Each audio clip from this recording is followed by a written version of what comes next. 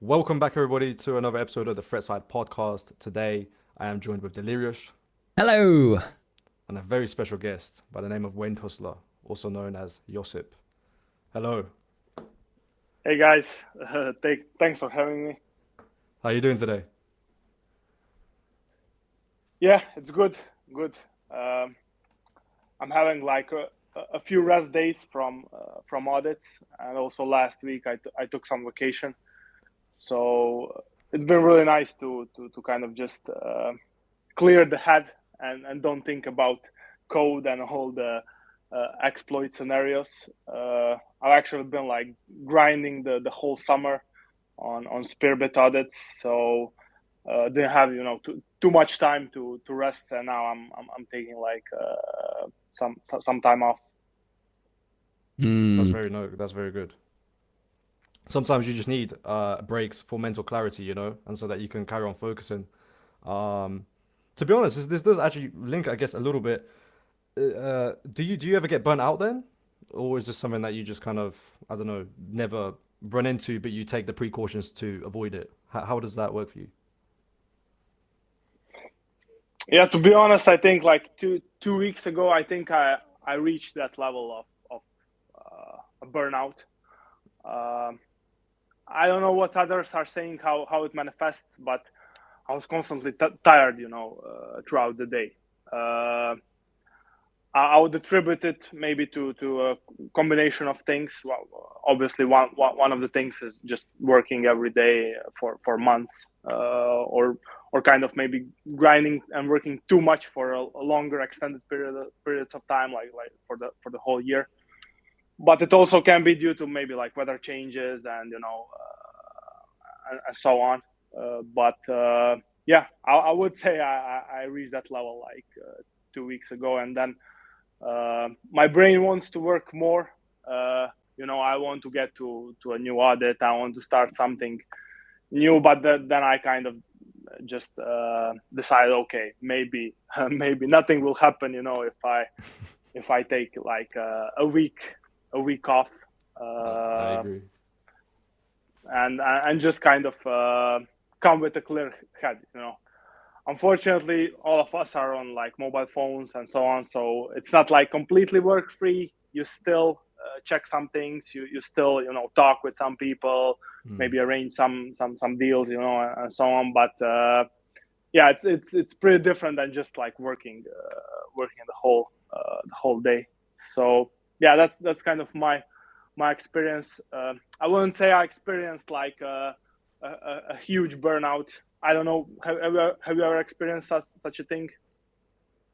Personally, not too much. The way I see this type of work style, I see it more as a hobby that pays rather than something that you have to, kind of force yourself to do or something. I feel like if you adopt that mindset, it's like almost where you don't kind of run into burnouts. Maybe it's super subjective, right? So it's like I can't say this generically, but it's like I feel like if you truly enjoy something, it's like you can still probably get burnt out, but nowhere near on the same degree as if like you had the perspective of it's just a job that you get paid for.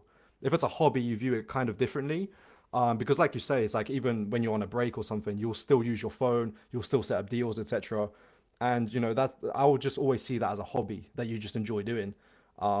It's almost kind of on par with like kind of working, but you don't look at the clock, right? As they say, you just do it because you just like it. So I think it's a bit of a 50-50 to be honest. Like there were probably cases where I was burnt out, but for the most part, I don't want burnout to exist because it's just like if I allow it to exist, it will probably run into me, and I don't want that. So yeah, that's kind of my stance on it. Yeah, concerning me, like I'm on the other side of the spectrum. I'm a burnout expert. Yeah, to be honest, Yeah. I experience a lot of burnouts in Web3, like especially that I'm still a dev full time, and apart from that, like I'm doing Web3 part time. Like of course, I don't know. I think I have to like switch totally to Web3 only because like it's really hard to manage both, and especially if you work 14 hours a day like me, Mm. like not every day, but many days I do. then yeah, it's taking the toll on you. And like twice a year, I have to take 1 month off and go like really easy on myself. And yeah, I do experience burnouts then, and I have really to take a month off.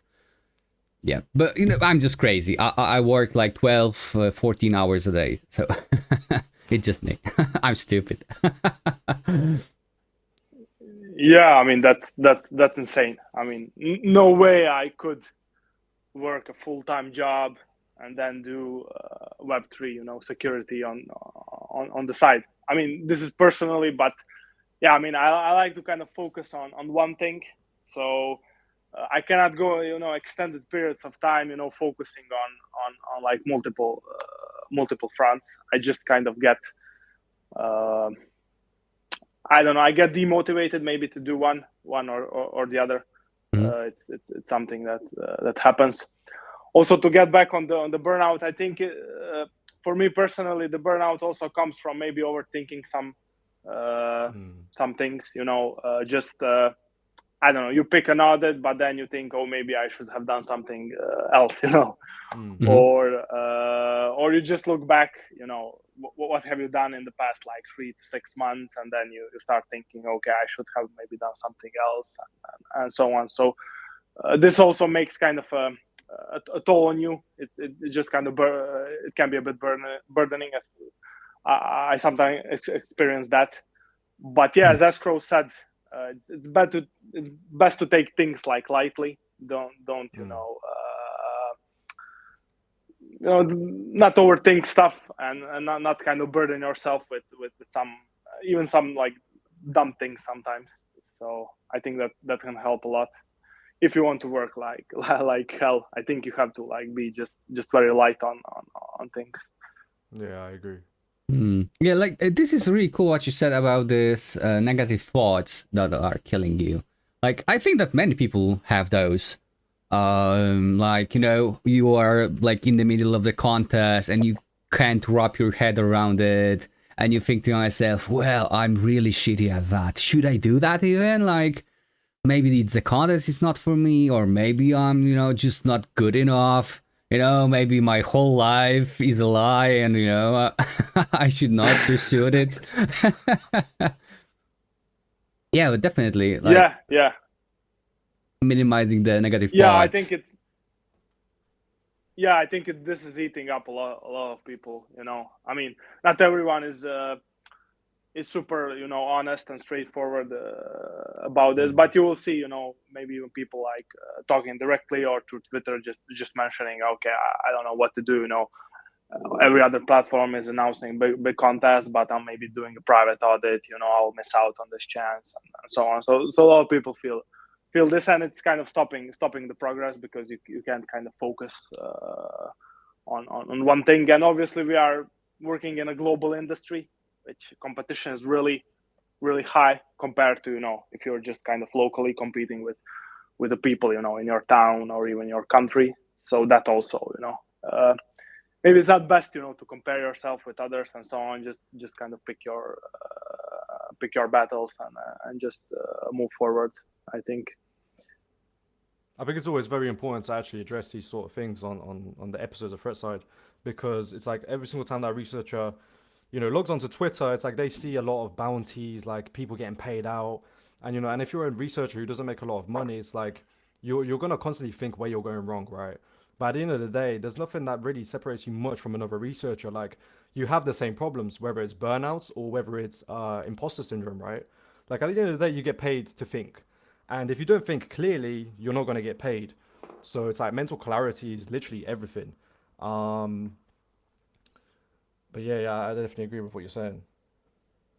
Yeah, this is a very good sentence. Yeah, you're basically paid to think, and yeah, anything that is distracting you from that, it's just like slowing down your progress.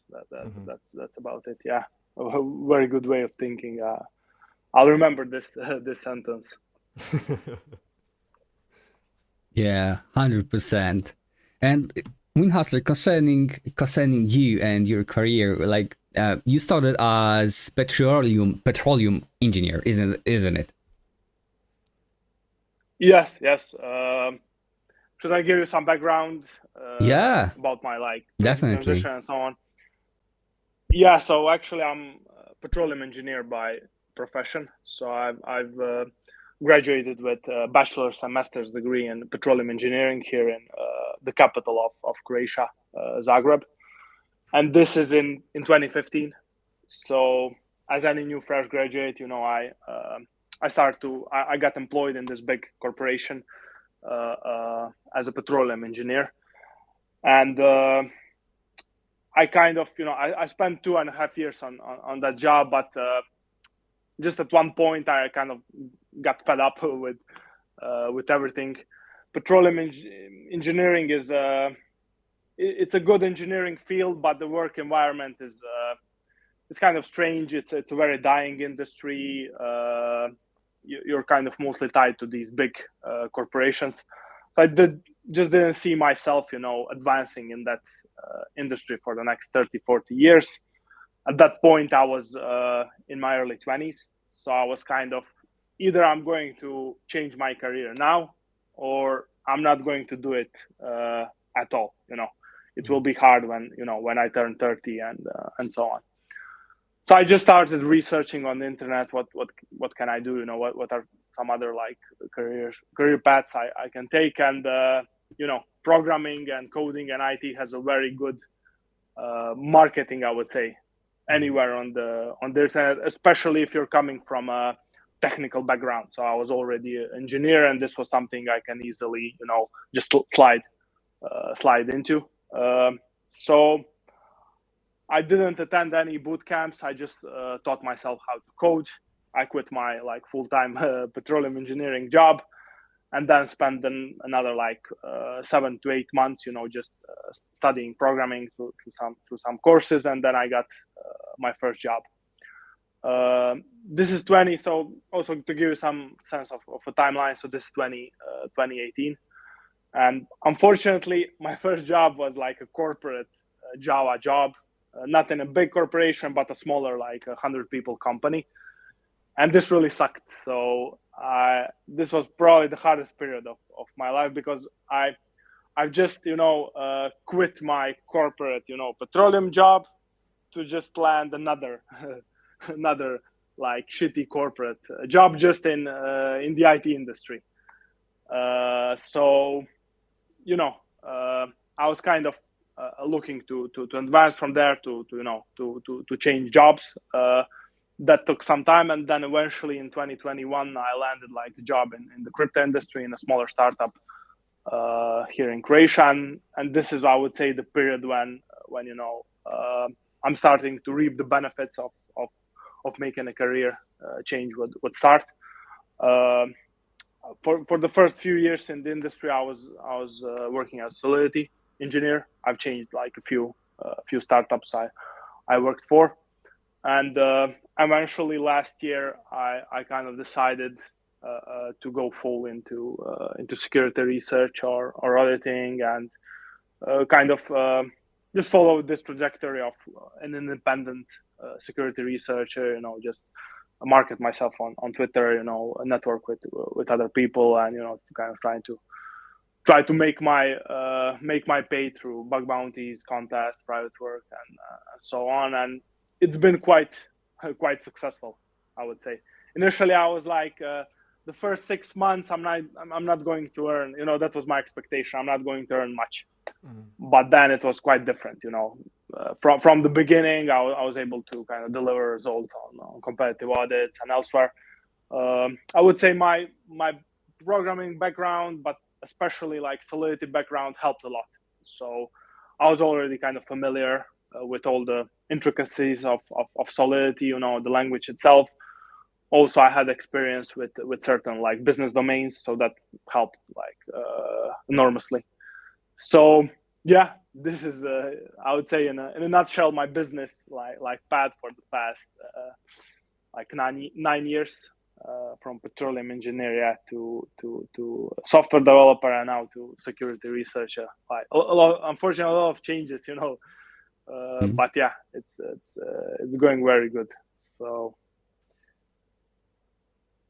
Amazing, like especially especially your Web3 career. So it definitely didn't go as you planned, but that's totally good for you because yeah, you started to earn some real bucks since the beginning. Amazing, amazing, great to hear that. But like I think that many people are are having really interesting stories of like moving into crypto, especially like those people who think to themselves like, well, I'm fucked.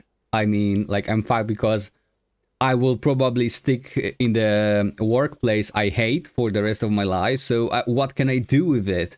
And like I heard many stories, and we had like many guests here in this podcast that had the similar story that yeah they just got fed up with their current job and they decided to give Web3 a go, and like it turned out really good for them. Yeah.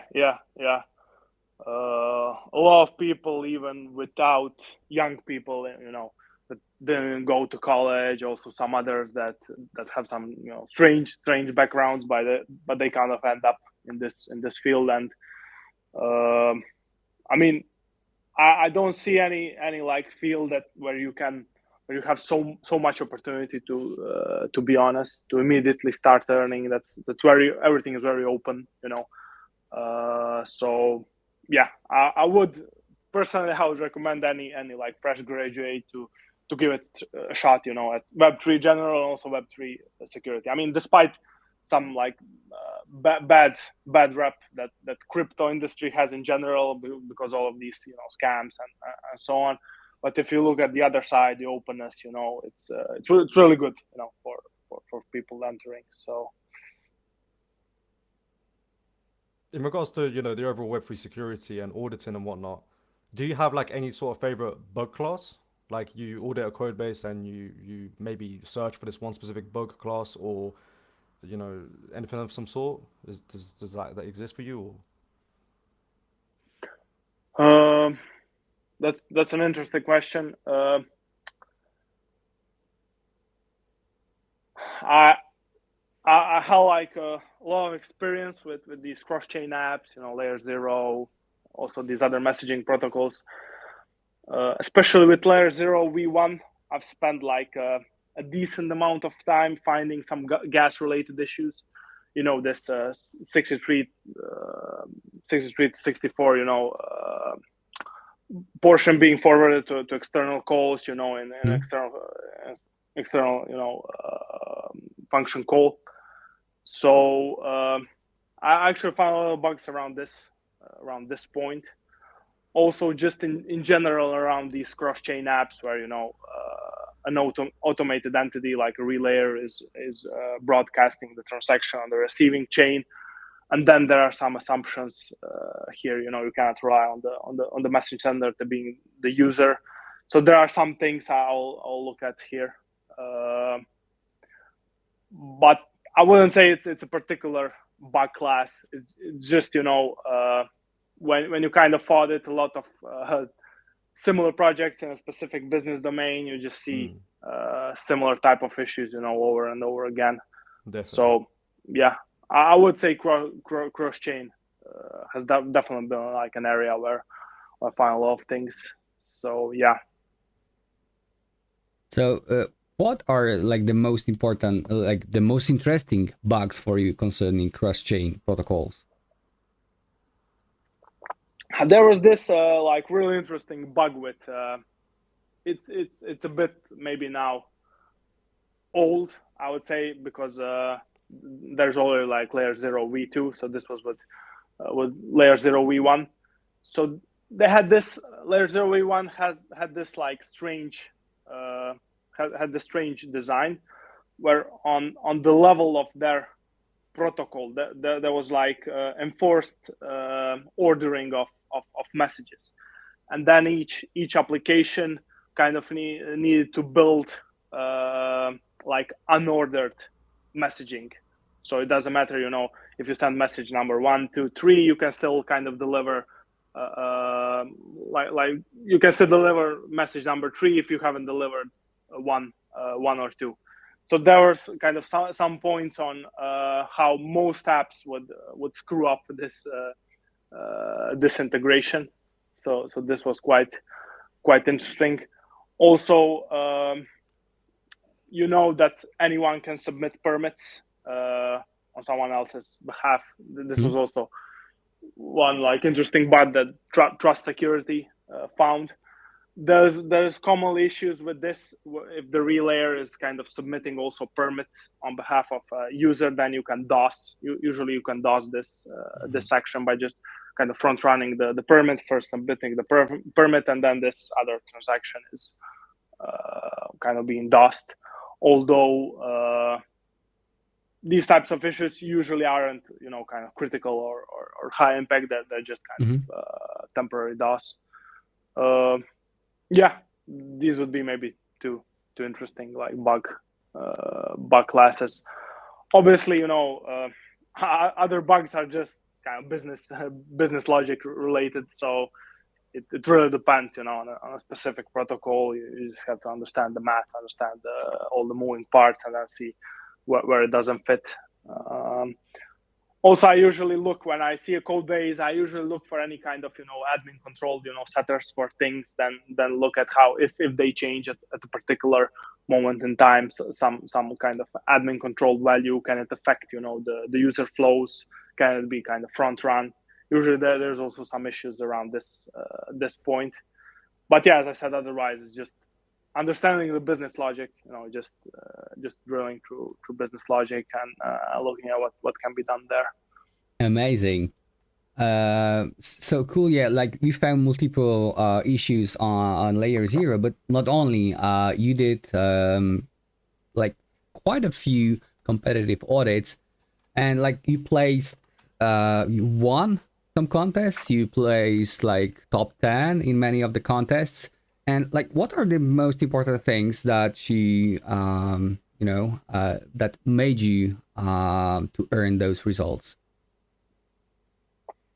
Yeah, actually now it's been kind of some time since I've done any contest. So most of my high rankings were at the beginning of this year, and also some of them last year. But I would say the best advice for like competitive audits is trying to drill through external integrations and just try to drill maybe through some parts that other people are not looking at. Usually, like just approaching a competitive audit as your usual private audit is in my opinion not the best strategy, unless you can really kind of cover anything. But in competitive audits, the uniqueness of the bug is awarded, even if it's some very low likelihood and unclear impact. It can be a medium issue that can earn thousands of dollars. So I would say the best strategy is just try to focus on some parts of the code base and just drill there, kind of really try to find something like strange, I would say. Cool. And I remember that you were a part of C4 Pro League, like while it was functioning. I think it's not there anymore. Like right now, this is called Zenith, and like totally impressive. So how did you get there? Like anything specific that you did, or you just landed there? Yeah, so actually with the C4 Pro League, I did get invited, but I never did any work with them.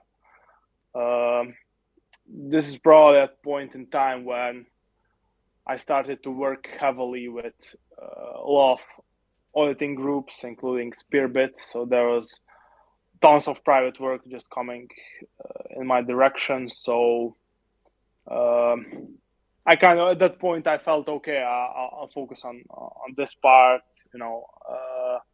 leave the competitive audits a bit behind. So yeah, I mean, I can't, say too much about the Pro League. Have you competed there? I know you also had like really good results on C4. Yeah, like we did have with sorry not sorry, pretty good results. But no, Yeah. yeah, we were not part of Pro League, and we are not part of Zenith, but Mhm. maybe one day. Yeah, yeah, yeah. So, but you had like I think private audits with, I mean, not private audits with C4, but you know these kind of private competitions with C4, Yeah, right? yeah, Yeah, invitationals. Yeah, invitation. yeah, we did 2 invitationals. We won both, but like the rules changed now, and they are not even accounted for your leaderboard. So, like, Hmm. yeah, in the leaderboard is like we did nothing, but like we won them, and we earned quite a buck. You Yeah, know, yeah, yeah. Well, it's strange that you didn't get invited to the pro league. To be honest, so I think it's talking about rules. It's very crazy the way I see like Web3 security at the minute. I see a lot of kind of drama maybe on Twitter or a lot of people voicing their opinions regarding the rules, specifically the rules of contests, right? Very like specific edge cases to the point where a researcher, it's very hard for him to get a payout on a bug that is actually there, but it's so conditional based on the rules that it's just so problematic to even like compete in the contest. I really hope it doesn't get worse, in the scene of Web3 security, because this is actually a problem that's in Web2 security as well, and it almost feels like we're just going back rather than forward. Um, it's actually very unfortunate, and it is quite annoying. yeah. So what's the case? In I'm not familiar with this. So in Web2 security, the conditional rules are even complex, are a lot more complex, or No, I mean it's really just I think it applies to both Web2 and Web3 security simultaneously. It's really just the rules of a program, or well, in Web3 case of a contest. It's like what in Web3 there was a big contest on Cantina, was it, or was it on some other platform where was it Uniswap v4 that a lot of people had a problem with the rules regarding the bugs? I think it was, uh, wasn't it? I don't think it's I don't think it's Uni V4 since the results aren't public yet. I Hmm. think you're probably talking about the maker on Sherlock. I know there's a lot of noise there. Okay, Or yeah, that might be it. Yeah, I'm not sure. I saw it on Twitter, and just a lot of people were just always annoyed, and they always just exemplified their opinions. But it's like I understood it straight away because the problem exists in Web 2. It's a very very common problem. Like you can find a good bug, and it will just get like underinflated by the judge. And it's never a good thing. Especially when the rules are also condition based. Like, oh yeah, like if you find this, then make sure it also does this, otherwise it's invalid. Like I don't know. It's like when it comes to big contests, whether it's Web 2 or Web 3, it never looks too healthy for the community. And I really just hope that Web 3 doesn't turn into another Web 2 security problem. Um, yeah, because it would be sad to see. Like I feel like we're really moving in a good direction in terms of like payouts and stuff, but I don't know. I don't know. It's a bit of a weird thing. yeah, I completely agree there. And most people quit competitive audits not because it doesn't pay enough money, not because you don't earn enough reputation, not because it's not like exciting. Mm. They mostly like just quit because it's a big pain in the ass to argue Yeah. with judges, to navigate through all of these rules. But to be honest, this looks like a very hard problem to solve, and this was all obviously already like discussed in detail on Twitter. I mean, Hmm. there are some ideas to even have like judging as a service, Yeah. Yeah. uh, but still, it's going to be very hard to solve this completely because you have to kind of uh, you have to kind of find a compromise between two sides. Obviously, projects want to pay the least amount of money, and on the other side, uh, also researchers, to be honest, tend to overbloat some issues, I agree. Yeah. and they just try to maximize the impact, maximize the likelihood, and so on. And I don't know if a solution is to have some kind of scale or whatever, because obviously just having like low, high, and low, medium, and high is not enough. It's that there's so much variance between this. It's very But context yeah, based, and isn't it? also it's also very context based. And as you said, conditional pots even make this a bit worse, because Exactly. Yeah. then there's a good reason for the project to argue as much as possible. But on the other hand, most of the contest platforms just thrive on newcomers to the industry. So new people who just want to prove themselves, Yeah. and I would say their whole business model is just based on newcomers to the industry. I mean, how many guys do you know that are doing competitive audits more than 6 months or like a year? Very few guys. Maybe, I don't know, Xiaoming on on Sherlock, and a few other guys, some guys on C4, but most people just move on to something else. It's kind of draining to do this full time for a long period of time.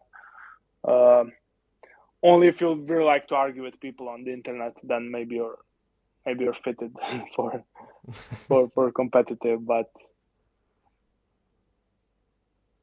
what's your Yeah, Definitely opinion, agree. delirious on competitive audits? Would you, if you didn't have a Web2 job, would you be able to do just competitive audits for 1 year straight?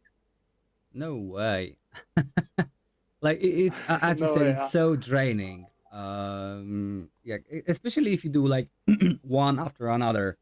And like there's like constantly this kind of like fear, like whether the judge will see the issue as you did, whether you did everything you could to prove the biggest possible impact there. Because like after you push the report and the contest ends, like there is no like explaining to the judge. Like of course there's spot judging QA in some platforms like C4, but like there's this is very limited, and there like judge is overcrowded with all those submissions and does not really have much time on to argue. And like if you were doing like private contest, if you're doing private audit, then you have team for yourself, and then you can sit together and discuss the issues and explain the full impact, for the team to understand, even if they don't agree with that at the beginning, because like maybe they didn't get something. And like but then I think the biggest part here now is like this battle royale, and everyone just trying to kill each other on competitive audits. And yeah, you found something, and you have like 10 comments of other people's why this is invalid issue. Yeah, I had it on competitive audits. And yeah, this is not very playerful. And apart from that, just the amount of time that you have on competitive audits, or you are always on the rush. Yeah, it's really really super draining. So yeah, a year is super hard. Yeah. I agree. I completely agree there. But still, it's this is like, even with all the issues, this very healthy part of the industry, since it onboards so many people. I don't think I would be able to be at the place I'm in now if there weren't for C4, and other platforms. So, despite all the issues, it's really good. I mean, that it exists, that there are people, working on it, and constantly improving and trying new models, and so on. So yeah, I mean, it's really great. So Yeah, 100%. And like concerning the sponsor, I think that C4 recently, like I think that they are proposing this change. It's not live yet, but there is some kind of like partial contest that sponsor would be able to see um issues like in the middle of the contest, but it's Oh, like the the the rolling contest will be, trials, right? Yeah. The contest will be just split it into multiple phases, and like in each phase, the issue that you find in this phase is worth way more than in previous phase. But like this allows sponsors to see the issues before, and yeah, like many sponsors were just asking for that before. What is your take on that, Win Hustler? Um, so this is maybe the existing model that is that completely encapsulates this is Hats Finance, where they just have like first reporter, who manages to prove the bug, then he gets the reward. And I've tried Hats Finance, and it's almost okay. I don't want to say anything bad about Hats Finance as a company, but I don't like this model. Hmm. It ends up, just people spamming practically every line of code with some, supposed bug. Then they start a Yeah. discussion with the sponsor, and then maybe it, in the end it ends up being an actual bug. So I don't like this. I mean, C-Force model is a bit different, since there's a whole week, so all of the low-hanging bugs will probably be, let's say, reported by everyone who competed. But to me, I wouldn't like to compete in something like this. As you said, competitive audits are hard. You need to rush through everything. You need to cover a lot of things, and now you add this additional segment of having to rush through things, which is, in my opinion, not the best. But if they can find a way to make this work, I mean, it's great. Yeah, and we also have Cantina, where the sponsor immediately sees all the issues. And like I think that in case of Euler, like when people were going rogue, that the sponsor was rejecting their issues while the contest was running. So interesting story, especially given that we had on C4 actually the case when one of the sponsor was confirmed to know about a critical issue that he just waited and reported in during the contest. So yeah, what do you think about that? Like the sponsor can see everything during the audit. I think this is fine. I don't feel this is such a big issue, because you don't have to submit the bug. You can submit bug in the last 30 minutes. So most of the experienced researchers will just submit bugs in the end, and maybe some less. And this is my opinion. Obviously, I don't have some kind of data to back it up, but less experienced researchers will maybe talk with the sponsor a bit more. Maybe they'll submit a bug because they're not sure if the bug is valid. They want to start a conversation, a discussion with the sponsor, and this is completely fine just to leave this option.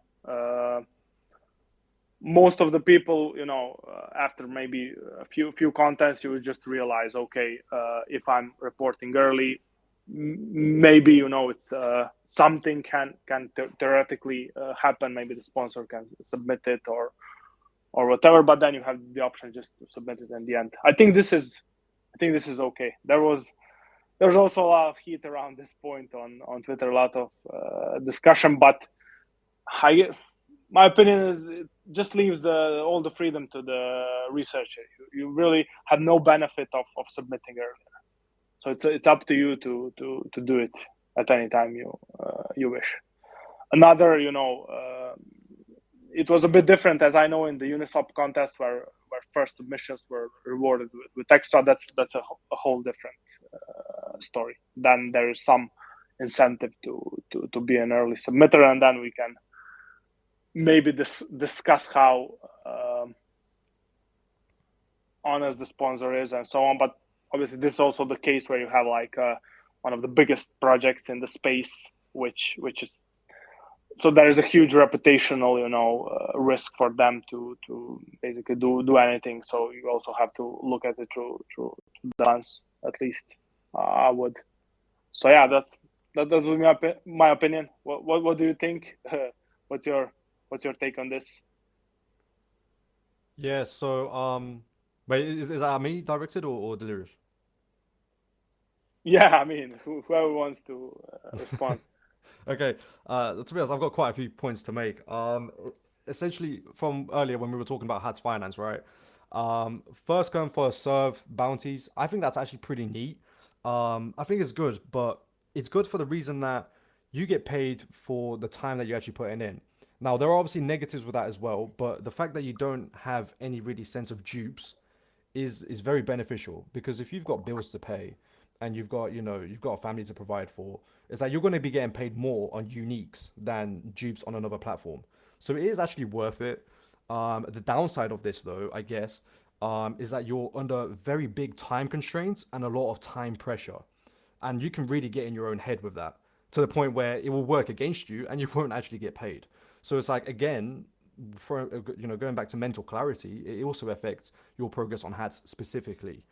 Um, in my opinion, the downside that they do have that I don't mind voicing, is just like you were relating to the spam earlier. There was a contest I saw on hats. I never saw hats in live production with a contest, but there was a one contest that they were doing like a week or two ago, and I was like, okay, cool. Well, it's first come first serve. I wonder if they get any spams because at that time I didn't really assume that it was a big problem on there.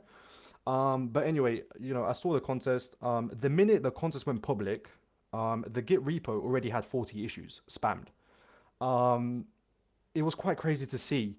They were all invalidated, by the way, so they were pretty worthless.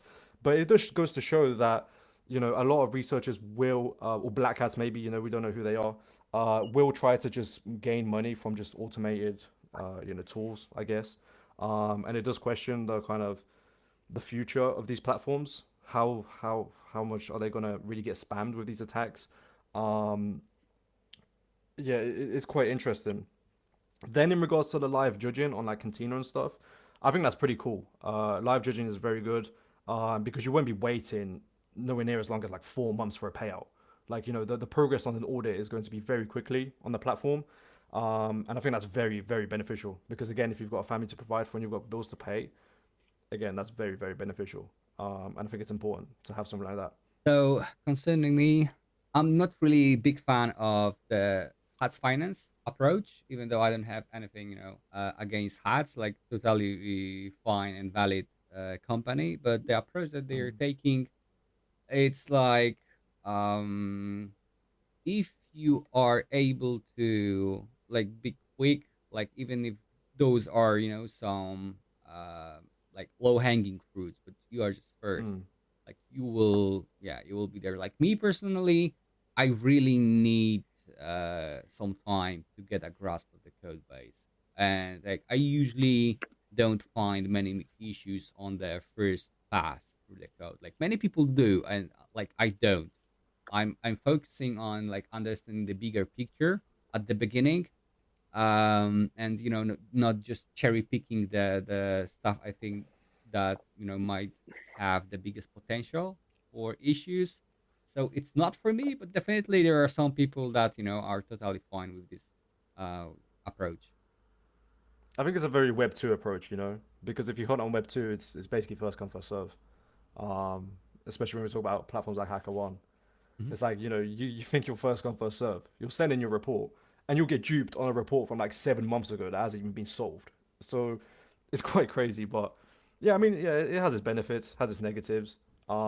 At the same time, Hats is also trying to be unique, I guess, in the space. So for what it's worth, I mean, yeah, it's good to have a platform like that as well, just existing, where researchers can benefit from that sort of aspect as well. Yeah, so on the same note, windhustler, if you were to create your own competitive audit company, what rules would you impose there? Now we're talking. Now, now at least for a few minutes, I will be a CEO of. of another platform. I think Sherlock nailed it with the lead auditor.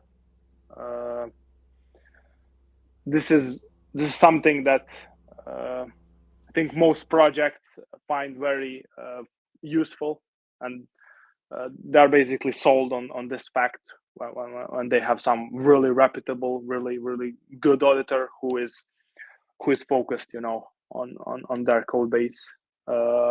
Sherlock kind of solved it with giving a fixed pay, also having the auditor to fight for the contest spot. So I would implement this approach, and I think now other like platforms are following. C4 also has a lot of terminology, but it's also just a few people that are kind of reserved to really allocate their time, and really put up the effort to go through the code base to approach it as a private audit, not just some gig or something. So I think I would implement this. On the other aspects, it's hard to tell, since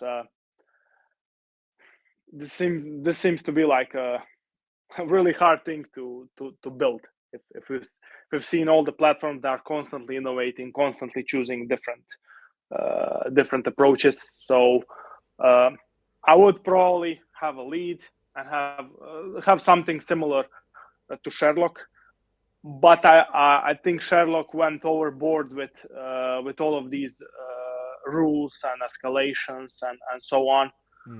I would even go as far as having trying to find really good judges and having them mostly decide on whether an issue is valid or not. Not to have this whole circus of comments and QAs from a bunch of people, since you can you can view an issue from so many angles, from so many aspects. Also, if you're better at writing at English, maybe you can put your arguments forward in a better way. So this quickly becomes a circus, which we have seen on some platforms where you have like 50 comments, and I don't know who is this serving. It's not helping to the project. It's wasting time of all of the researchers, and obviously one of the researchers will end up winning the debate, winning the argument, and maybe earning more money. But I don't see that productive. So I would even go as far as saying I would outsource this, and trying to find the judges that maybe know the business domain perfectly, and are also good auditors, good researchers in general, and just hand it over to them to kind of judge it, and maybe have some QA, but don't go kind of too crazy with this. So I'll probably implement a system like this. I'll starting. What about you guys? What's your favorite? Yeah. So, me personally, I think like Code Arena did many things good. I like, especially like, if you now that you are having the validators and judges. So validators first go, and they don't have to be judged. Like, you don't have to be judged to really sort out the whether something is rubbish or possibly an issue. So yeah, this is super cool that judges were more fresh, because like previously, like judges had to judge around like 15 1,500 issues. Like, this is a lot. Like, just reading whole stuff, just takes ages. And right now we have like one or more validators that are going through the issues, and they present what's left to the judge. So this is super cool. And like, of course, the institution of judge, I think that this is super cool. Here, like, okay, yeah, like, is there anything that I would change in Code Arena? Like, definitely having someone like guarantee of some like top notch as Sherlock did that is, I think it's a must. And I think that the Sherlock did amazing thing with their ranking system and lead senior Watsons, because like if you are doing super cool and then you compete in some audit and you did really bad job, you drop in ranking and you can lose your lead auditor rank, and then you cannot have this, um, juicy money from that. But like on the other hand, like contest spots for people that are not leads are not that big on Sherlock.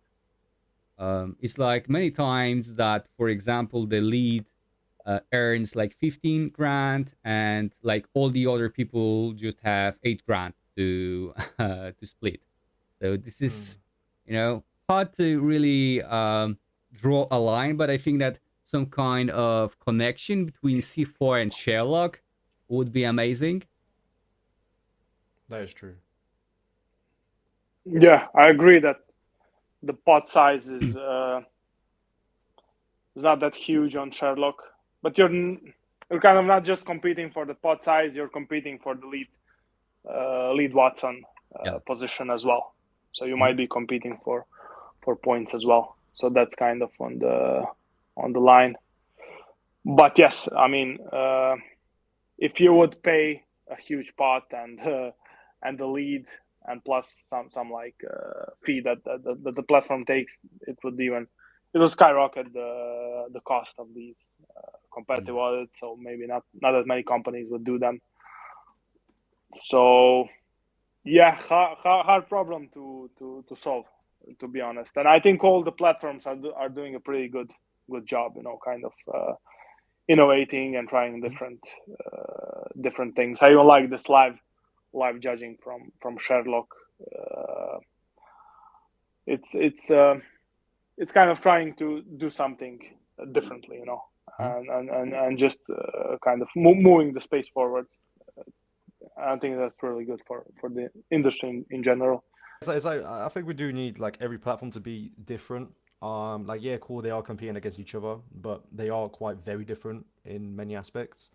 But it does allow the auditor to really choose what platform they want to be on, or really just kind of have as a main platform, I guess. Like you'll see a bunch of researchers, hunt on Coderina and Sherlock, but some researchers do only hunt on one platform, right? Some even hunt only on Immunify. So it's quite interesting actually. What do you guys think of Immunify? Out of curiosity, I think they have a very, very good approach. But I'm curious to hear your thoughts. So you're going to have to explain me. I've seen that they're having competitive audits, but to be honest, I don't have an idea on how it works. What was the process? Yeah, so they have the boost. I mean, I don't even know myself how it completely works. The boosts are very good from what it looks like. You do get live judging with that as well, I believe. Maybe I'm wrong though. I'm not too sure. But the boosts, I mean, it was quite interesting to see that from Immunify because it does just remind me of kind of like just a normal contest. But the way they executed it is very nice. And from what I hear and for what it's worth, the judging on Immunify is actually better. I don't know if it's because they're more harsh with projects and they just don't allow them to, kind of save their money. They kind of prioritize auditors and make sure they get paid and get respected for their time. Um, so I don't know. I feel like out of all platforms, Immunify is kind of in its own league in a way.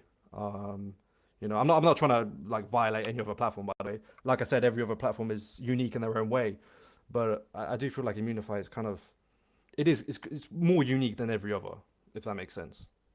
Yeah, and apart from that, like they do require POC for each issue, mostly, and like concerning boosts, they also have like single pot, and if many people are finding the same issue, the money is split between people. So this is Oh, not okay. first come first serve in Okay. boosts, because Okay. otherwise, like the first person that finds bug gets everything. Yeah, yeah, yeah. I think a POC requirement is actually very good as well, because the auditor definitely has to demonstrate that his bug is bulletproof, and it's not just a write up that could have been AI for So I do actually like the POC approach, and it's like again I come from a Web 2 background, so You know, it's like you would never have a valid bug report unless you have a POC there to demonstrate it.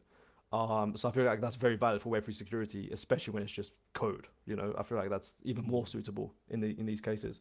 Um, so yeah, it's very nice to see that. Yeah, yeah, agree. POC is extremely useful.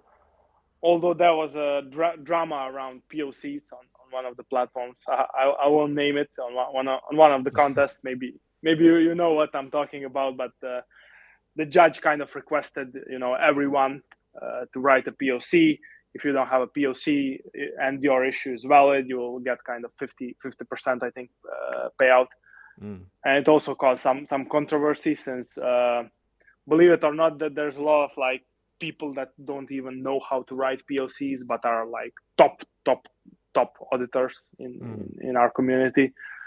So even this approach has its drawbacks. Yeah, definitely. If I remember last time when I spoke with Dead Roses, I think he rarely touches Foundry or writes anything. He's just kind of manual review.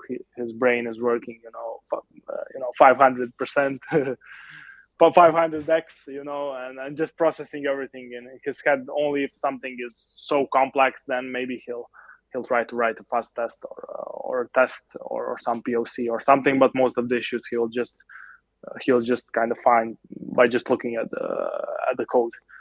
So this is also like a fine detail that matters in a contest. Since if just imagine, sometimes there are contests with like 10 high issues. Just imagine the amount of time you need to spend for writing Yeah. 10 POCs.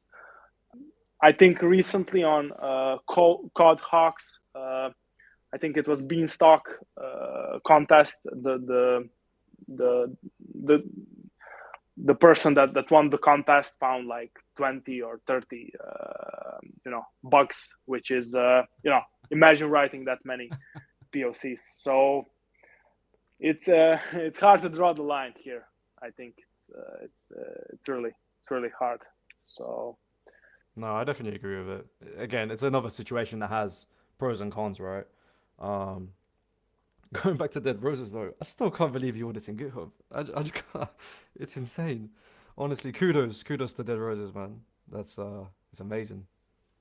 yeah, he must have some crazy memory, because I would go insane just opening new files or clicking and so on. I would go insane after like 20 minutes, I think, Yeah, like doing I that. was But thinking yeah, about I it. mean, I can see the pros and cons of it, to be honest. The GitHub auditing, like, I mean, you can have so many tabs. You can go to definitions maybe even easier than in VS Code, depending on how your go to definition works.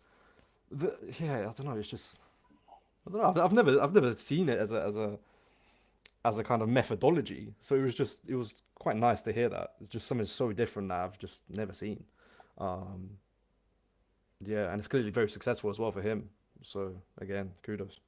Yeah, like that's like not for everyone, but if you are like person like him that understands and remembers the code, Mm. yeah, super cool. Me personally, it's like stop reading one file, go to another, and I can't remember shit from the like previous file. So this is me. yeah. Windhustler, do you have Yeah, like I think any? Oh, wait, go ahead, go ahead. no. I go. You can talk. Okay. Yeah, so I'm just curious. Do you have any like security researchers that you look up to? Um, yeah, I mean, uh, most of the top researchers, I would say. I even sometimes look for some advice. Mm. For example, recently I was doing a perpetuals exchange audit with guys from Spearbit. Mm-hmm. Then I remember this Panprog. Not sure if I'm pronouncing his name exactly, but he's lead senior Watson on Sherlock, very smart guy. Mm-hmm. He always gets the lead position on all of these perpetual, protocols. So I had some questions for him. He's a brilliant auditor. I think one of the top auditors, and so I also worked with Hola Dai Wolfi on a few audits. He's also like an extremely smart guy. He's kind of doing private audits more now, but if he stayed in the competitions, he would probably be also on the top of the leaderboard constantly. Obviously, guys like C. Michel, when I was doing Layer Zero audit, he was also auditing that code base, and when I've seen his reports and some stuff, he found it was really impressive. The way he thinks.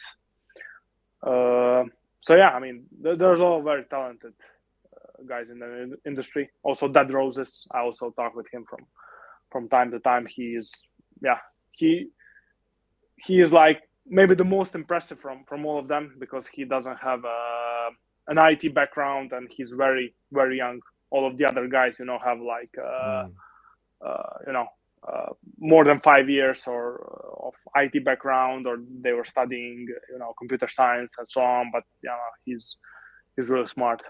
Extremely So humble as well. yeah, very very humble. Yeah, very humble. True. What about you? Do you have some like guys that you look up to, or? Honestly, I don't have a specific person. I do like to read everybody's reports though, because everybody sees code completely differently, right? That's also like a great aspect of working in a team with other auditors, like kind of like how you were working with some. You get to see their insights, right? How they view a code base, how they kind of just think of attack vectors that maybe you don't, and then you learn it, and then and then you pass on that knowledge to whoever you want to pass it on to. So I feel like that's kind of beautiful in itself. Um, yeah, I honestly, for that reason, I don't have anybody specific. Um, because again, like I'm saying, everybody views code differently. So it's like everybody, in my opinion, is almost at the same level.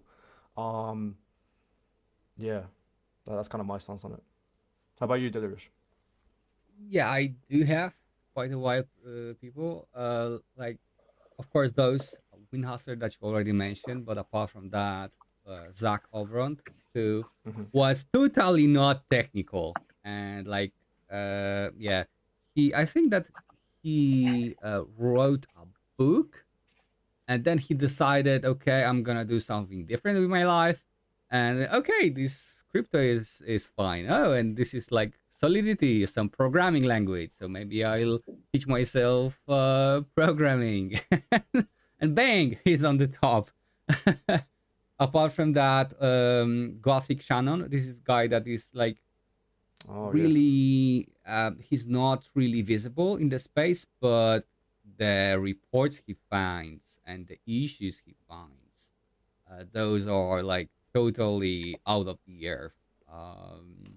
And apart from that, like people I met in real life, one of them is Riptide. Yeah, I met him live in Czech Republic.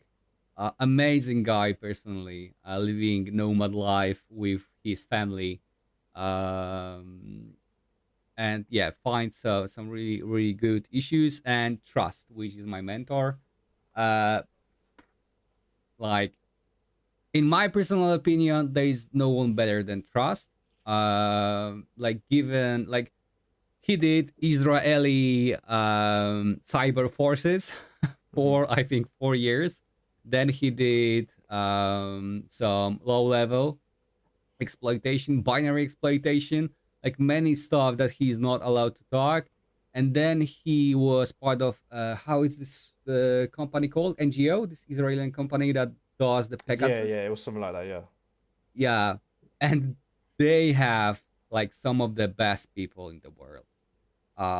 And yeah, they are creating like no click exploits for iPhone and crazy stuff. So and then he just went into Web3, and he was like constantly in each contest that he participated, like almost each of them, he find like many uniques. And each time, even now, when he competes in some contest, he like he gets around half of the pot or even more. Mm. He has some like crazy skills, honestly. Um, I would say Web 2 definitely played a big role in that, of course, especially when it's kind of harder, I would say, especially when you account for things like binary exploitation and stuff, and his overall experience, with the NGO group. Um, it's crazy. It's crazy. When you see him on a contest, you know it's going to be rough for yourself. Yeah, very, very good auditor. Every time I open up the C4 Discord, I always see him AFK and on StarCraft, I think. He's been like that for like 2 years. It's so funny, but yeah. Or a year or so, sorry, but yeah, it's quite funny. Very good auditor though as well. I really like him. Yeah, that's funny because I also see that StarCraft every time. Every time, yeah. Maybe it's his girlfriend, playing StarCraft on his machine, Yeah. and he's auditing on paper or something, in the back. Yeah. Or maybe he's using GitHub as the roses. Maybe this is his trade secret. Kids, if you want to do Web3 security, do GitHub. Yeah. Yeah. So windhustler, do you think AI will affect like Web3 security massively in the next few years? I may be opening a can of worms here, by the way, but I think AI is a hot topic right now, and I'm curious to hear your view on just how kind of static analyzers with that embedded into it, will work out. How will that affect us, and so forth. Yeah, I don't think it will replace like security researchers, but it will be like a very useful tool. And without it, you'd just be kind of left behind. I mean, right now I also heavily like use the I don't know ChatGPT or Claude just to explain something, especially if it's low level code. Then you can just feed it there, and it can explain kind of step by step, with examples, with whatever you want. So right now it's very useful for that. I don't see it completely replacing and finding kind of complex bugs. It's I think it would have to kind of if it's going to be that advanced to find the most complex bugs, then we're kind of screwed with everything else in life, because then it's too smart. Yeah. If you can give him some context and he can find everything, then what other job cannot be replaced? Then basically every other like intellectual job can be replaced. I just don't see it Yeah, I agree. being right there yet. But people that are good at writing prompts, people that are good at kind of communicating with it, and I think we'll have a significant advantage than maybe the people that are a bit stubborn and just want to continue, doing things in the way that they are used to. That's my kind of general opinion. I'm hope I'm not wrong and we're not going to get replaced, but yeah, there's very low chance that it will kind of replace or kind of make obsolete most of the auditors. That's also one scenario that people fear. If you're going to have to be the best auditor in the world, and by using this automated AI tool, you can find all the bugs. Then you don't need competitive audit. You don't need other people. You don't need average people to compete. That could be a big problem to be honest. But yeah, let's see. It's very hard to predict. I mean, Indeed. I mean, I used Claude. I used it like a few times. It's pretty good for like again an overview of contracts or some sort of logic, like you were saying earlier. But the minute that you start like questioning it about any vulnerabilities or anything, it sends you down rabbit holes. People who aren't aware of that will waste a ton of time, I think. And I think even in the future, like that's going to be something that AI will be susceptible to, just sending you down rabbit holes. And if you really rely on it super harshly, then you won't really have much benefit. You can use it for the simplest tasks, like again, overview of logic, because it's quite simple to understand maybe.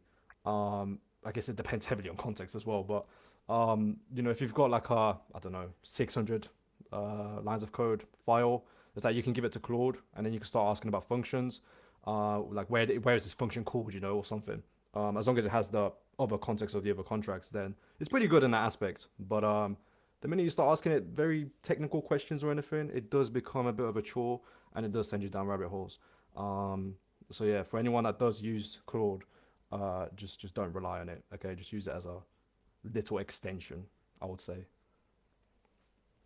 Yeah, true. I mean, I hope it will reach a point where you can feed maybe the whole repository with tests and everything, and then you can start asking like meaningful questions. Describing all of the test scenarios. What is tested? Try to come up with some other test scenarios. So it can kind of aid you in like different modes of thinking and Yeah. then kind of different edge cases. When we get to that point, which I think we are not there right now, then it will start to become like really useful, because it will also, I imagine it will kind of help you visualize all of this. So it can create some kind of tables with cases with parameters, so you can more easily analyze it. You don't need to do all of this stuff in your head, but you have an actual tool that you can talk to, and this will be massive. I think. But also, my other opinion is, with the advancement in AI, we're going to be building more complex software. We're already building software that is too complex, but it's probably going to get more complex, because you will be able to ship faster. And so from that perspective, then also the auditor will need to use AI tools to kind of to figure out what's going on, so What do you think, yeah, Joe? I think that I saw recently that there is some guy that already has the Elon Musk's Neuralink in his brain, and he's able to play, I think, Counter-Strike with just using his brain. So maybe, in like 20, 30, 40 years, we will merge with the machines and we will have like our brains and additional AI agent inside.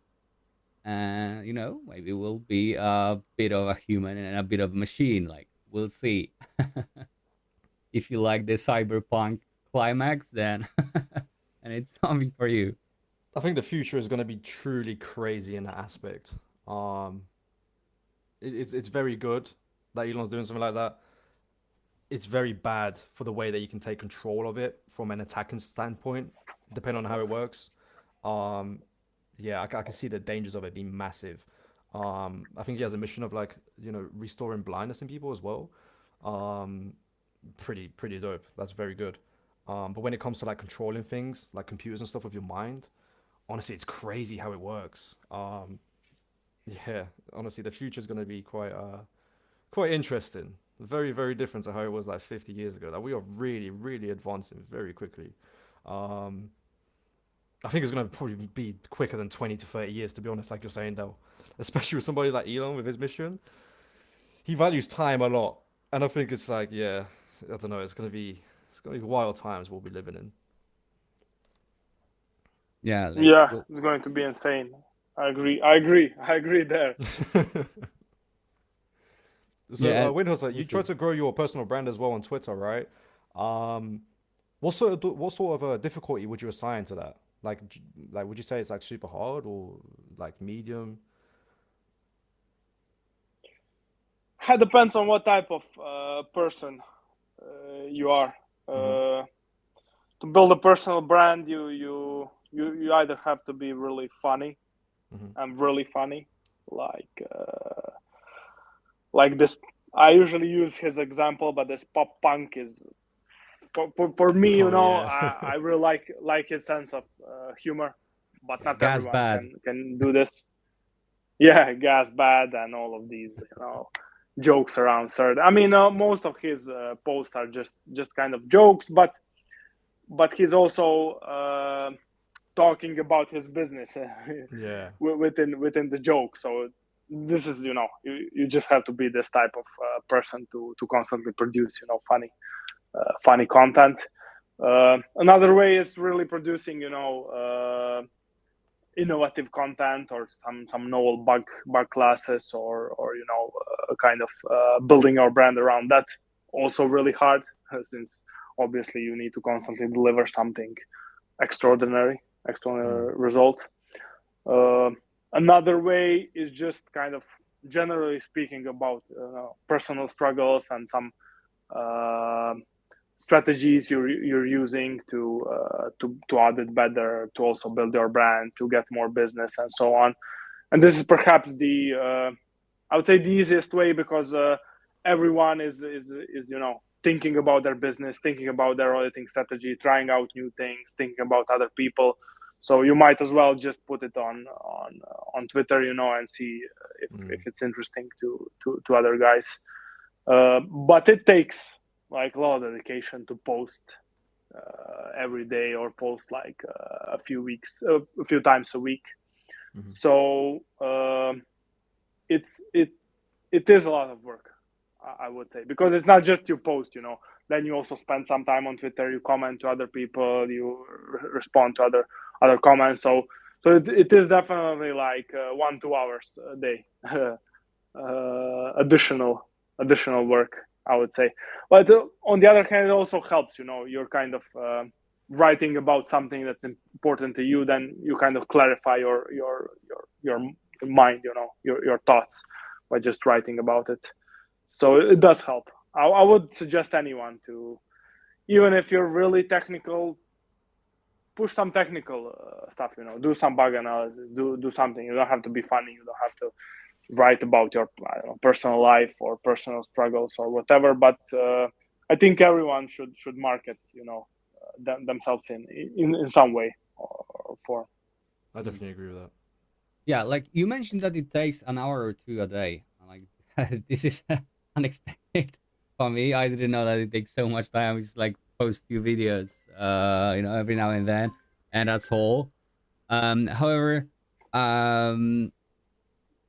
so just a correction. So it's not like it's not like a typical 1-2 hours. It's more like cumulative throughout the day. Okay. I don't know. You enter Twitter. Maybe you want to write a comment to someone. So there's some argument around, I don't know, some contest. Then I spend like 10 minutes just thinking through and writing the comment. Then maybe I'll see some article or something. Unfortunately, there's also a lot of spam on Twitter. Some cat videos or whatever. Then you might from time to time spend some time on this. So cumulative throughout the day is definitely like around 1 hour. I would say it's more if you're writing that some kind of tweet and compiling something bigger. So it's just a typical like social media usage, I would say.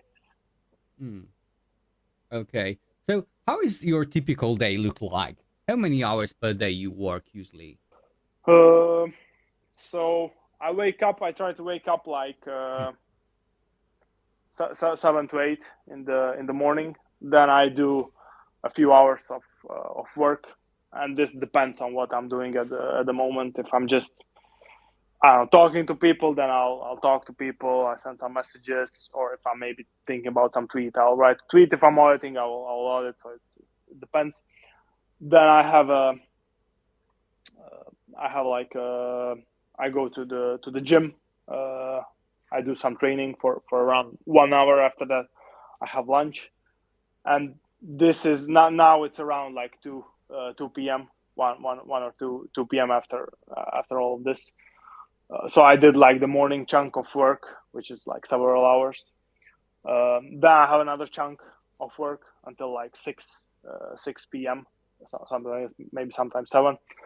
Then I come back to home, try to spend some time with my family, and then usually in the evening I also do some additional work. If I'm auditing, if I'm on an audit, then I will kind of push some communication with the people to the evening hours, when I'm already kind of exhausted, don't have that much concentration and so on. So it's easier maybe to respond on some messages, or if I wanted to follow up with some project or someone, then I'll do that in the evening. So this is from Monday to Friday, and weekends are a bit lighter. So it's not like this, but even on the weekends, I will do a good like block of work, like 4 hours. I'll try to do. Okay, this is interesting. You are not stopping, bro. Yeah, I mean, not every day, is perfect. You have some days where I don't know, everything sucks. Mm. And some days you are kind of pumped up. You want to smash everything. But yeah, I try to keep some consistency. I try to kind of push myself also to do some quality work every day. As I said in the beginning, my biggest block tends to be thinking. Maybe sometimes I'll spend like an unnecessary 1-2 hours, thinking about where should I do this. Since I'm a freelancer and independent, and then I kind of have to constantly organize my work. It's kind of different. You don't have this aspect if you're working for someone else, because then that person tells you, okay, do this. Here's the task. Just do it until tomorrow, and that's about it.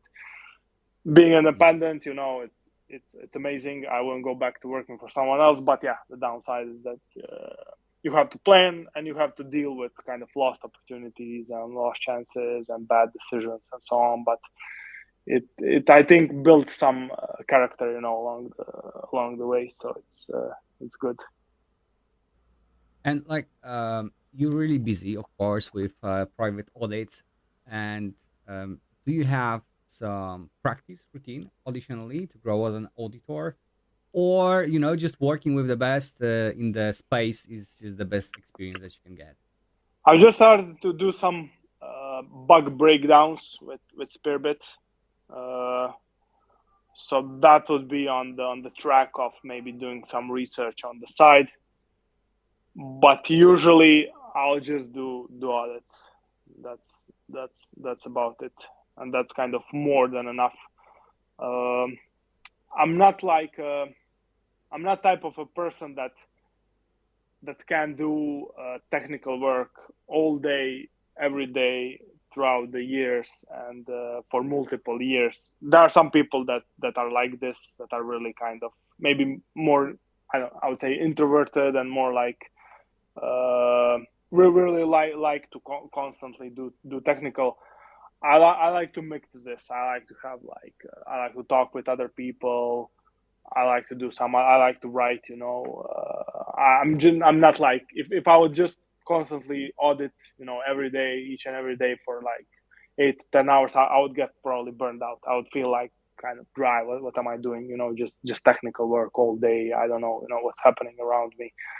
So I'm also a bit specific on this point. So it's kind of different. Very interesting. Very insightful as well. Yeah. And Yeah, thanks. how do you approach this first phase when you try to understand the code base as quickly as possible? What is your, the typical way that you go through the code base just to get the understanding of it? Yeah, so it depends on how complex. If it's like 3,000-4,000 lines of code, I kind of every code base I approach with different strategy.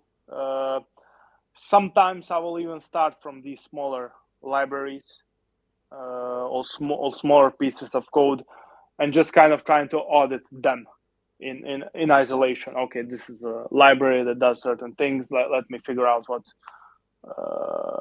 was the purpose of the library. Try to find some issues there. Maybe in some other instances, if I'm already familiar with certain parts, I mean, maybe it's integrating with some external protocol I already audited, then I will immediately obviously start from that part because it's familiar and it's easy to kind of spread to the rest of the code base from that point. I also sometimes use the approach of just user flows, and tests are usually good for this. So I mean, every protocol obviously has the most simplest tests, which are just a happy path, through the functions, and it's quite good just to see the concrete numbers. It can be a bit abstract, just looking at the function with little parameters, sometimes functions can have like structs which have like I don't know 10, 20 variables. So it can be very abstract to actually figure out what's going on there.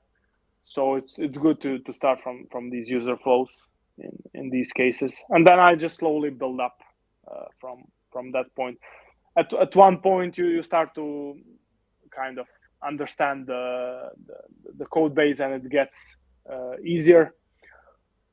Also, I use some pattern matching. I will, if for instance there was this perpetual exchange protocol I was auditing, I just went on Solidit, typed in perpetuals, and just kind of went through the issues to maybe see some around what points were the bugs found, and then I kind of try to push it onto this code base. So I don't know. There was some issue with like quoting in USDC. What if USDC depegs from USD? There was some issue around this. Then I went to the code base I was auditing, and kind of trying to force this issue, back engineer this issue onto the code base. What if depegs were? Let me see all of the points where something is occurring. Where can it break?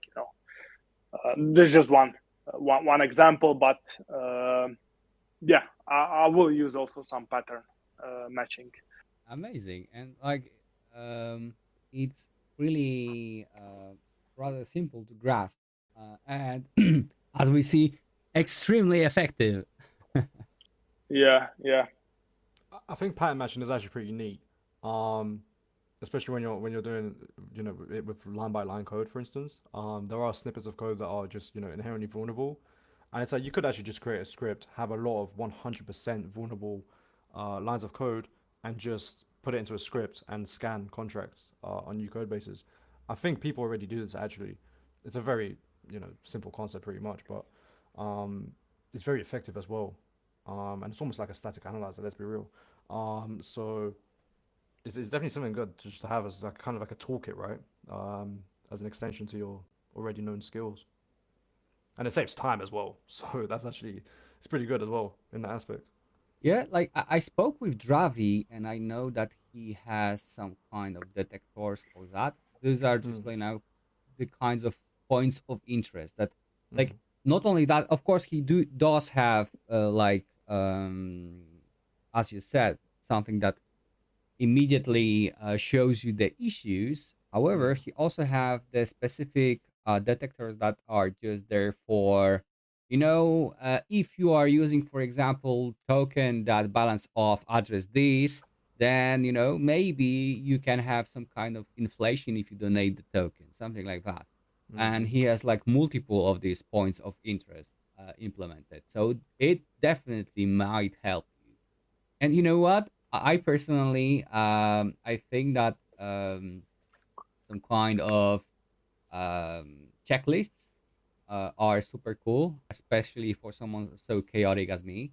That one of the contests I found so simple issue with ERC20, and just having a checklist of going, what are the possible issues here? Like, for example, there are some tokens like BSC that will revert if you try to send zero. I think that this is BSC token, not sure, but yeah. And it was one of the issues that Yeah. I missed, and just having checklists of that would make me find this issue probably. Yeah, it does. It does help. And you also mentioned, for instance, this address. You can think about the donation. I think pattern matching is helpful because maybe you don't understand the code base, but you start with pattern matching. Then you kind of try to reverse, engineer some attack, and then okay, maybe there isn't that sort of a bug in the code base, but you just you spend half a day just trying to force that bug onto that code base, but in the process you kind of understood some other aspects of the code base, and then it's easier to speed up the understanding around, because you don't think too much, you just focus on that bug class and try to kind of find it in the code base. It's the consequences in the end are actually understanding the code base. So I think it's a very neat way of approaching it. Yeah. And moving on, like you work with Enigma Dark Labs, you work with Base Security, Spearbit, and like anything else I missed? Yeah, actually, I think I've worked with all of these firms. So I worked with Pasho on one audit. I also worked with Hunter Security back in it was like back in May June. Mhm. Spearbit is perhaps the biggest one. I've done most audits with them. You mentioned Enigma Dark, Bail Security. Um, Let me just think if I missed someone. I also do some work with clients directly. So I have it. In some cases, I'll have some other researchers just recommending me to some clients, or I'll have some projects kind of directly reaching to me, or so I also do some private direct work with projects as well. Okay, so how do you like working on private audits compared to contests, and what are the differences? Uh, it's very different. I mean, first of all, you don't have to argue around issue severity and so on. That part is not there. Also, you have to assess the client, assess his technical ability, and try to also consult him in the process. Maybe his architecture is totally messed up, and then maybe the best to do within an audit is try to fix his architecture. To be honest, not find bugs.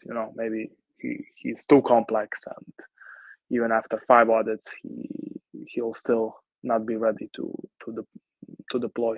So private audits is more about communication. Also, kind of the consulting in some instances is very useful, and it's usually teamwork. So it's really an opportunity to learn a lot, especially if you're working with other like talented guys. Then you can learn a bunch of just it's kind of researching and seeing what others are looking at and what others are thinking about. Also, you have obviously at all times someone to discuss if you found something or you're not sure if something is valid. So these are the healthiest, I would, aspects of private audits. It's really collaborative work. It's Okay, so great performance consists of knowledge, experience, but also like mental clarity, physical health, and other.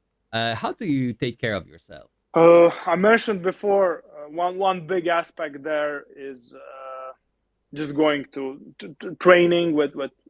In my case, it's I'm training with a personal trainer, so I'm not just going alone to the gym. This is really big aspect. I mean, obviously we're sitting the whole day, and our job is very specific. So you have to move, in a healthy body. You always have also like healthy mind. On not sure what that expression is exactly, but I mean everyone knows this. Mhm. So this is one thing that I'm kind of doing to improve my mental clarity, to be more focused. Also, I think just managing things outside of work, having a good social life, having someone supportive within your family, if you're married or have a girlfriend, have a bigger family.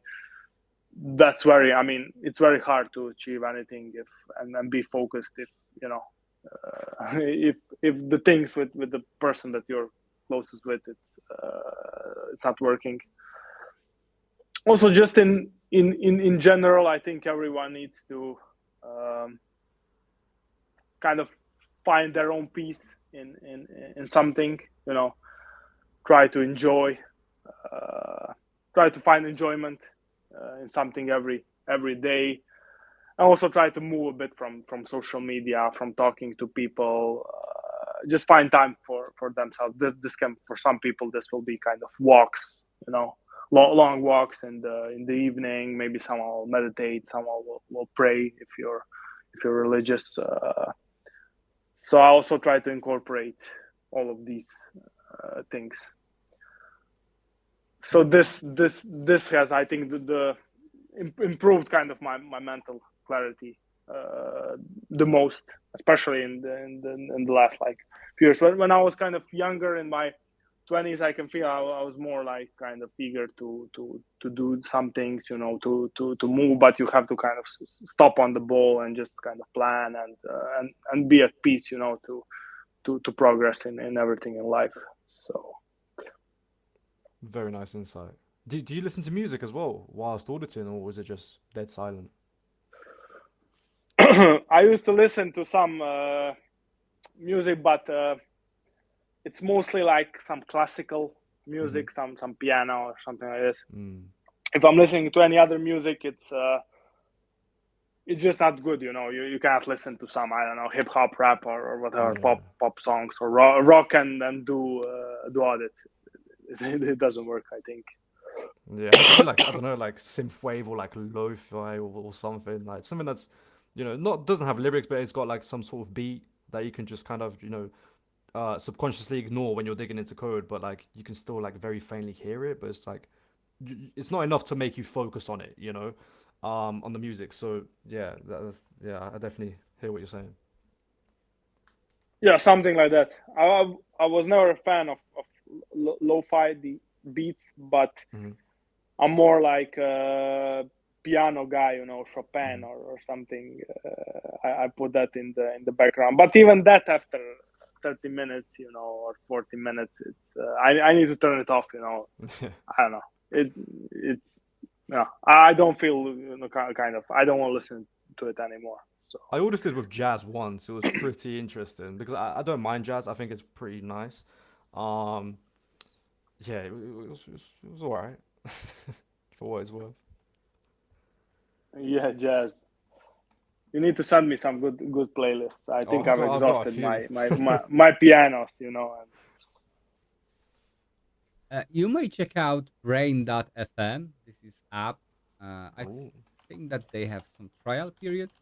I'm using that sometimes. The thing is that they have some beats, and you can choose. They have different styles of music, like piano and some lo-fi stuff, other stuff. And they're not just songs, but they also have like this strange pulsing inside. So this is normal song, but if you really listen to it closely, there is some kind of different pulsing going behind the scenes. And this at least the team of Brain FM is saying that it increase your focus, meditation, like depends on what you want. You have different modes. You have like deep work mode, you have like meditation, and some other stuff. I use it from time to time. Like it's pretty cool because I hate when it's like dead silent around me. And on the other hand, I can't really focus that well if I'm like listening to some normal music. So I either use some white noise or brain FM. Like, yeah, it's worth trying. honestly, with Hustler, you've had very good insights. This is one of the best episodes as well. I really like the way you kind of talk about things, and the way you view things as well, and then share a lot of light on kind of the importance of gym, and everything else. It's always good to see this, and I'm sure the viewers also appreciate it.